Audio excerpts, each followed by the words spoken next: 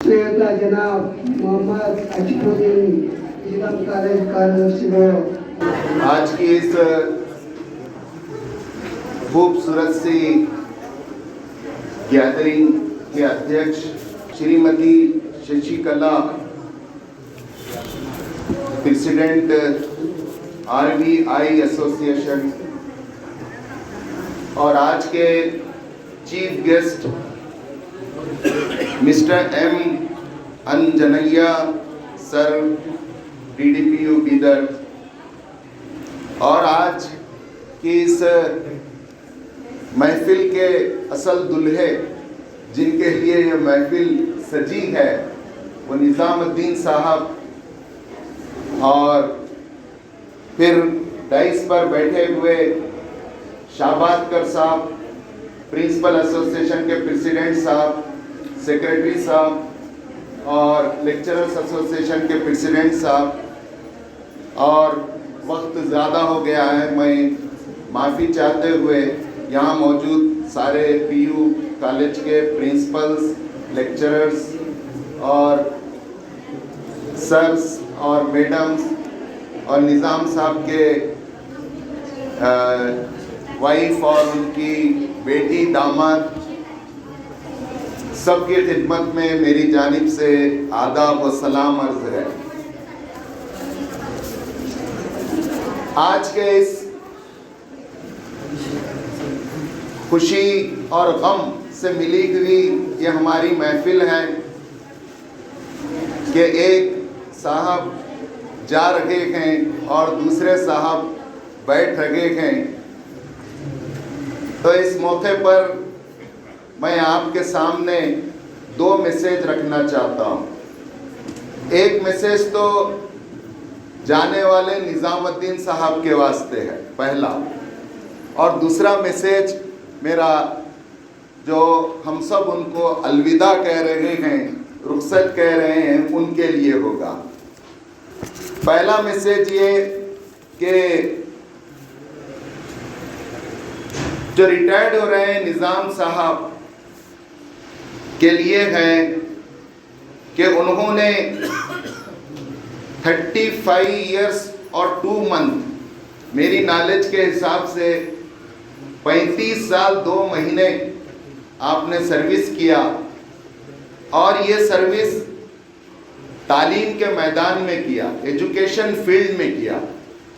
ये education field का ऐसा कंट्रीब्यूशन है जिसका रिवार्ड कंटिन्यू रहता है, जिसका अजर हम जो बोलेंगे नेकी जारी रहती है, रुकती नहीं है। हम बच्चों को पढ़ाए, बच्चे अपने बच्चों को पढ़ाते हैं, वो अपने बच्चों को पढ़ाते हैं, ऐसा जनरेशन तक चलती रहती है। तो इस धरती के ऊपर ऐसा काम जिसका रिवार्ड मिलता रहेगा वो निज़ामुद्दीन साहब किए गए, और उन्हें उसका अजर और उसका नेकी कंटिन्यू रहेगा जब तक लोग ये शिक्षा पाते रहेंगे। हो सकता है कि उसका रिवार्ड दुनिया में कम हो, लेकिन इस जीवन के बाद जो और एक जीवन आने वाला है, हम सब मजहबी लोग हैं, हमारा विश्वास है कि मरना के बाद जीवन खत्म होने वाला नहीं, ये जीवन का एक इंटरवल है। उस ब्रेक के बाद फिर वो असल जीवन शुरू होने वाला है, जहाँ इस रिवार्ड की शक्ल में हम अपने ईश्वर के इनामात से नवाजे जाएंगे। वहाँ पर ईश्वर के पास इसका अच्छा बदला, अच्छा अजर दुनिया से ज़्यादा उनको मिलेगा। अभी मैं, आप सब जानते हैं कि 7th पे कमीशन लागू हो रहा है। 7th पे कमीशन निज़ाम साहब को नहीं मिला, कोई बात नहीं, दूसरों को मिलेगा, लेकिन खुदा के पास मरने के बाद इन्होंने जो एजुकेशन फील्ड में 35 साल 2 महीने एक नाम कमाया है, वो रिवार्ड उनको जारी रहेगा। इस सिलसिले की दूसरी बात यह है निज़ाम साहब के लिए कि वो अपने जो एजुकेशन का काम है, एजुकेट करना, लोगों को पढ़ाना, सिखाना, ये काम परवादी मोहम्मद सल्लल्लाहु अलैहि वसल्लम कहते हैं कि आदमी के गोद से लेकर गोर तक जारी रहना चाहिए। ये फारसी वर्ड है। गोद से बोले तो पैदा होने से लेकर, गोर बोलते हैं खबर को, खबर तक कंटिन्यू रहना चाहिए। ऐसा नहीं है कि आप आज रिटायर्ड हो गए और आपका एजुकेट करने का काम भी रिटायर्ड हो गया। नहीं, निजाम साहब आप इस कॉलेज से रिटायर्ड हो रहे गए, लेकिन उस काज से रिटायर्ड नहीं हो रहे गए जो काज सोसाइटी को एजुकेट करने और उसको अवेयर करने का है। ये काम इनका मरते दम तक जारी रहेगा। फिर इस कैंपस में भले वो जारी रहे या न रहे, कानूनन तो वो यहाँ से रिटायर्ड हो रहे गए, लेकिन हम आशा करते हैं कि अभी जैसा यहाँ पर कहा गया कि कैंपस के बाहर इनका काम एजुकेट करने का काम कंटिन्यू रहेगा। आप हम सब इस बात से भी वाकिफ हैं, जानते हैं कि निजामुद्दीन साहब के पास वो बेहतरीन तालीम है, जिस तालीम को हम स्पिरिचुअलिटी की तालीम कहते हैं, रूहानियत की तालीम कहते हैं। वो नॉलेज कि आज हमारे देश को, हमारे देशवासियों को ज़रूरत है। अभी आप देख रहे होंगे कि 5 दिन से महाराष्ट्र के एक पायुष जैन, आप देखे ना पिक्चर, जिसमें 200 करोड़ रुपए पायुष जैन के घर में निकले, हर दीवार को छी रहे हैं तो करोड़ों के बंडल निकल रखे गए, सोने के ईंट निकल रखे गए। और उसके मुताल्लिक आता है कि वो IIT से MSc है।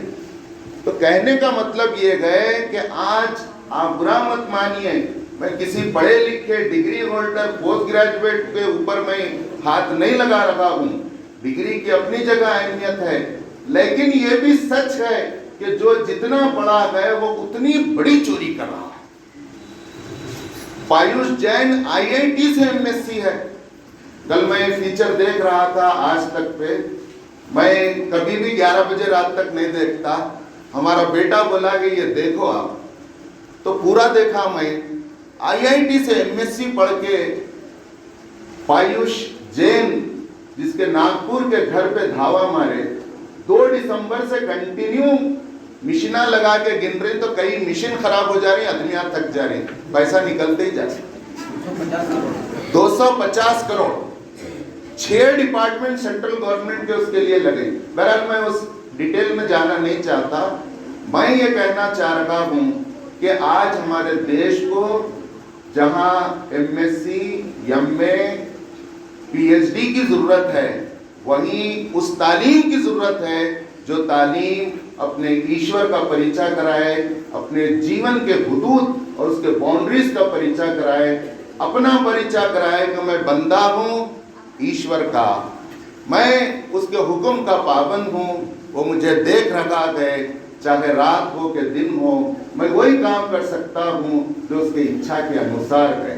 ये है वो जीवन की बाउंड्रीज, ये है वो जिंदगी का मकसद जो ग्रेजुएट बनने के बाद अगर कोई पाले तो वो निजामुद्दीन की शक्ल इख्तियार कर लेता है और उसे देखकर दुनिया मार्ग हासिल करती है। तो भाइयों, निजाम साहब का काम चलता रहेगा। अब कुछ बातें, दूसरा मैसेज मैं आपके सामने ये रखना चाहता हूं कि रिटायरमेंट यहाँ का एक सिस्टम है, अनएम्प्लॉयमेंट ज्यादा है, 60 इयर्स में रिटायर कर देते हैं ताकि दूसरे लोगों को चांस मिले। इसका मतलब ये नहीं है कि आदमी अब काम का नहीं रहा, ऐसी बात नहीं है। यूरोप अमेरिका में क्या होता है, डॉक्टर साहब जानते हैं, सब आप सब जानते हैं कि ऐसे लोगों से उनके एक्सपीरियंसेस और उनकी नॉलेज से फायदा उठाकर बड़े बड़े पोस्ट दिए जाते हैं। अभी मैं मोदी सरकार की तारीफ इस हैसियत से करूंगा कि उन्होंने 2 काम इस फील्ड में बहुत अच्छे किए। जयशंकर जो फॉरेन सेक्रेटरी थे फर्स्ट मोदी सरकार की इसमें, आज जयशंकर को फॉरेन मिनिस्टर बना दिया तो रिटायर्ड होते। और अभी हमारे Bipin Rawat chief staff of general जो चले गए, जिनके जाने पर हम सबको सोग है, देश की बहुत बड़ा असेट हमसे चला गया, लेकिन खुदा की मर्जी नुकसान हुआ। बिपिन रावत की हिस्ट्री भी वही है। वो रिटायर्ड हुए तो मोदी जी की कैबिनेट ने एक नया कानून बनाकर रिटायर्ड आदमी के वास्ते 3 आर्मियों के चीफ के ऊपर एक पोस्ट क्रिएट करके बिठाया। नतीजे में उन्होंने क्या कुछ नहीं दिए, सर्जिकल स्ट्राइक दिए, पुलवामा दिए, और हो सकता था और कुछ देते और फिर सरकार को भी फायदा होता। तो बहरहाल कहने का मतलब ये है कि यहाँ पर भी वो तजुर्बा शुरू हो चुके हैं। एक बहुत बड़ा अंग्रेजी फिलोसोफर अपनी बुक में लिखता है कि उसकी बुक का नाम है लाइफ बिगिंस एट 60। असल जिंदगी शुरू होती है 60 के बाद। आप देखिए जितने चीफ मिनिस्टर प्राइम मिनिस्टर बने पूरे झेले आने के बाद ही बनते माफ करना। तो हम बोलते थे नरसिम्हा राव के जमाने में, नरसिम्हा राव जी चाइना से कौन सी गोली मंगाई खाने के पूरे झेलियां चले गए बोलते। अब मोदी जी भी 64 में प्राइम मिनिस्टर बने। हाँ, तो लाइफ बिगिंस एट 60। असल आदमी के तजुर्बे जो पीक पे रहते हैं 60 के बाद शुरू होते हैं। इसलिए पूरे पॉलिटिक्स, देश को चलाने का पूरा हेरा फेरी का, कौन को कहाँ बिठाना, कहाँ उठाना, ये पूरा काम 60 के बाद होता है। तो मैं जो लोग हमारे साथी हैं, हम निजाम साहब को रुखसत कर रहे हैं, एक बात ये कहना चाहूँगा, हमारे समाज में रिटायर्ड बोलते एक बैड इंप्रेशन जाता है, खराब इंप्रेशन। रिटायर्ड आदमी है बोले तो काम का नहीं है, या रिटायर्ड हो गए बोले तो सब मिलके खानदान वाले उसको काम लगाओ। हाँ, नवासी का काम करो नाना, पोतरी का काम करो दादा, दामद का घर बनाओ ससुरे, उसके गिलावे को पानी डालो ससुरे। ये आप ये काम नहीं करना, बड़े काम आपको करना है। अब उसमें ट्रेजेडी है, रिटायर्ड आदमी उसको एक्सेप्ट भी कर लेता है। अरे क्या बोले वो सुन ले तुम, भाई बीवी की बात सुना तो चलेगा। दामद का घर बना रहा है, बेटी के पीछे पड़े हुआ है, पूरी जिंदगी का मकसद ही छुआ मरे तक। क्या बोले तो मैं, मेरा बच्चा, मेरी बीवी, वैसा कैसा होता है? आपको समाज से बहुत आशाएं हैं। आज ये रिटायर्ड हुए, कल हम रिटायर्ड होंगे। हम भी एक बड़ा प्लान करें। दूसरी ट्रेजेडी हमारी ये है कि रिटायर्ड आदमी कोई बड़ा प्लान नहीं करता। अब तक ऐसा नहीं हुआ, होना चाहिए। रिटायर्ड आदमी ये सोचे कि मैं अब तक तो सर्वेंट था, गवर्नमेंट का मैं कर्मचारी था, अब मैं आज़ाद हो गया, अब मेरे दिमाग को एक आज़ादी मिली, मैं कुछ भी कर सकता हूँ, कुछ भी डिसीजन ले सकता हूँ, मैं कोई रिस्ट्रिक्शन नहीं है। तो प्लान करें। परवानी मोहम्मद बोलते हैं तो हम शॉर्ट टर्म प्लान करते हैं। क्या बोले तो खेत को जाना, अब जितना क्रॉप हो रहा था, नौकर कर रहा था, उससे डबल करना। ठीक है, ये अच्छा है, लेकिन आप बड़ा प्लान करें। मेरे को खुशी हुई, मैं परसों एक NGOs की मीटिंग अटेंड करा, जिसमें मोर देन 30 NGOs हमारे बीदर में हैं, नौबाद में करा। और वहाँ पर DCC बैंक के पहले के रिटायर्ड क्या नाम उनका, गुदरे साहब रिटायर्ड होके कैसा जबरदस्त काम कर रहे हैं। मेरे को याद आते मेरे पिताजी, तारीफ के लिए नहीं बोल रहा हूँ, या गुदरे साहब का जहाँ जिक्र कर रहा हूँ, अलमीन के वो रिटायर्ड होने के बाद 22 इयर्स प्रेसिडेंट है। 81 में उनका देहांत हुआ और लास्ट 1 अक्टूबर को मेरे को DC ऑफिस से फोन आया कि आफ्टर 60 to 80 के बीच में समाज में कोई ऐसा व्यक्ति बीदर में है जिसने वॉलंटरली किसी फील्ड में अपने कंट्रीब्यूशन दिया हो। तो मुझे 9:30 बजे 1 अक्टूबर 1917 को फोन आया कि तुम अपने पिताजी को कल लेके आना, 2 अक्टूबर गांधी जयंती के दिन गवर्नमेंट ऑफ कर्नाटका की तरफ से उनको अवार्ड दिया जा रहा है सीनियर सिटीजन। क्योंकि हम पूरे बीदर में ढूंढे 60 से 80 काम किया हो और जिंदा हो, तो वो पूरे कम्युनिटीज़ में देखें तो एक मोहम्मद इकरामुद्दीन का नाम मिला। तो मैं ये मिसाल देने के लिए कह रहा हूँ, मुझे खुशी भी है, मैं कोई अपनी तारीफ, मेरे बाप की तारीफ करने का यहाँ मौका नहीं है। मैं निज़ामुद्दीन साहब और सबके लिए कह रहा हूँ कि आप ऐसा लॉन्ग टर्म प्लान करें। वो अलमीन के पूरे ओल्ड कैंपसेस को बीइंग एग्जीक्यूटिव इंजीनियर पूरे न्यू कैंपसेस में कन्वर्ट किए। तो आप भी ऐसा प्लान करो। मेरे सामने सिद्धप्पा साहब भी हैं जो गुरुकुल में वॉलंटरली पूरे ब्लॉक्स बना रहे हैं। वो हमारे पिताजी के असिस्टेंट थे, असिस्टेंट इंजीनियर सिद्धप्पा।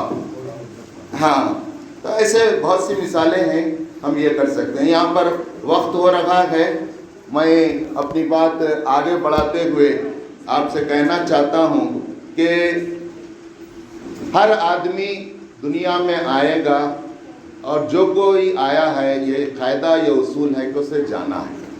इसी तरह जो ऑफिस में आएगा उसे रिटायर्ड होना है। हम सब एक मुसाफिर की तरह सफ़र पर से आ रहे हैं। अब ये डीडी साहब मेकर के सफ़र से आए, हम अपने घर के सफ़र से, अब सफ़र पे हम फिर चले जाएंगे। ऐसे ही रोज़ाना सफ़र जारी रहेगा और एक दिन हम उस सफ़र पर चले जाएंगे जिस सफ़र के बाद हमारी कोई वापसी नहीं होगी। वो आखिरी सफ़र को हमें याद रखना है। इसीलिए परवादी मोहम्मद ने कार चलाते हुए, बाइक चलाते हुए जो दुआ सिखाई है वो ये कि ऐ ईश्वर, तूने इस कार को, इस गाड़ी को मेरे कंट्रोल में दिया, वरना मैं इस काबिल नहीं था कि इसको कंट्रोल में रखता।